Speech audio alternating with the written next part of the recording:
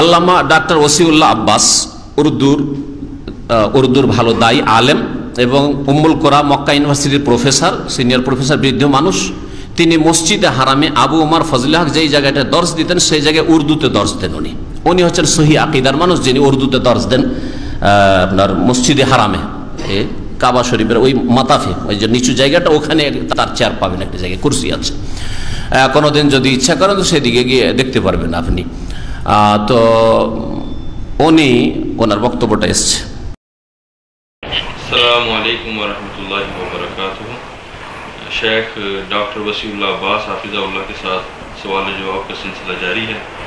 इस हवाले से शेख सवाल है कि हरमैन में 20 रकत नमाज तरावी क्यों पढ़ाई जाती है जबकि सही हदीस में 8 का जिक्र मिलता है। इस हवाले से बताएं। हमारा ईमान यकीन है कि प्यारे रसूल सल्लल्लाहु अलैहि वसल्लम ने रमज़ान का क़ियाम, जिसको तरावी कहते हैं, 3 दिन जो पढ़ाई आपने तो 8 रकात पढ़ाई। इसी तरह और क़ियामुल लैल जो आप करते थे, जैसा कि हज़रत आयशा ने सही बुखारी की रिवायत में हज़रत आयशा ने फरमाया कि रमज़ान हो या गैर रमज़ान हो 8 रकात से ज़्यादा नहीं पढ़ते थे, उसके साथ 3 रकात वितर पढ़ते थे सल्लल्लाहु अलैहि वसल्लम। अब अगर कोई शख्स मुत्तबे सुन्नत इतना पढ़ करके अच्छे सजदे, अच्छे रुकू और अच्छी तिलावत के साथ, तो इंशाअल्लाह मन क़ाम रमज़ान ईमानन व इहतिसाबन, जिसने ईमान और एहतिसाब अज्र अल्लाह की तरफ से की उम्मीद रखते हुए 8 रकात पढ़ करके उसने पूरे रमज़ान गुजारे, तो इंशाअल्लाह वो अज्र उसको मिला, जैसा कि अल्लाह ताला प्यारे रसूल ने वादा फरमाया है। अब आपका सवाल है कि कुछ लोग कहते हैं कि 20 रकात ही सुन्नत है। अगर वो लोग कहते हैं 20 रकात ही सुन्नत है तो उनका ये कहना गलत है, क्योंकि प्यारे रसूल की सुन्नत में 20 रकात का जिक्र नहीं है। रह गई बात 20 रकात का जिक्र कहाँ से आया। बाज़ रिवायतों में जो सही रिवायत नहीं है कि हज़रत उमर ने 20 रकात पढ़ाने का हुक्म दिया। सही रिवायत है कि प्यारे रसूल सल्लल्लाहु अलैहि वसल्लम ने 3 दिन पढ़ा करके छोड़ दिया, और वो भी उम्मत पर रहमत और शफ़क़त फरमाते हुए कि कहीं उन पर वाजिब ना हो जाए। प्यारे रसूल के ज़माने में लोग अलग पढ़ते रहे। हज़रत अबू बकर के ज़माने में भी कुछ लोग 2-4 इधर इकट्ठा होकर के कुरान का सुना रहे हैं, उनके साथ 2-4। हज़रत उमर के ज़माने में भी इसी तरह मुतफ़र्रिक़ पढ़ते रहे। औज़ाअन मुतफ़र्रिक़ीन का लफ्ज़ आता है। एक मरतबा हज़रत इमाम साहिब इब्न यज़ीद के साथ हज़रत उमर मस्जिद में गए तो देखा इस तरह लोग पढ़ रहे हैं अलग अलग टोलियों में, तो कहा उन्होंने कि लो जमाना वाला इमाम वाहिद, क्यों ना हम इनको एक इमाम पर जमा कर दें, उनको पढ़ाएं।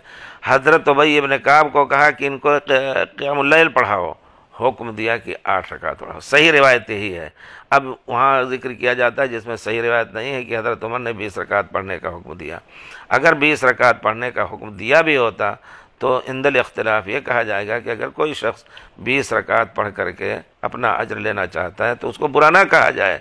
तो यही असल है कि 8 रकात 8-3-11 पढ़ी जाए। 20 रकात के बारे में आप पूछेंगे जायज़ है। एक सवाल ये भी आ सकता है कि 20 रकात हम पढ़ें तो जायज़ है।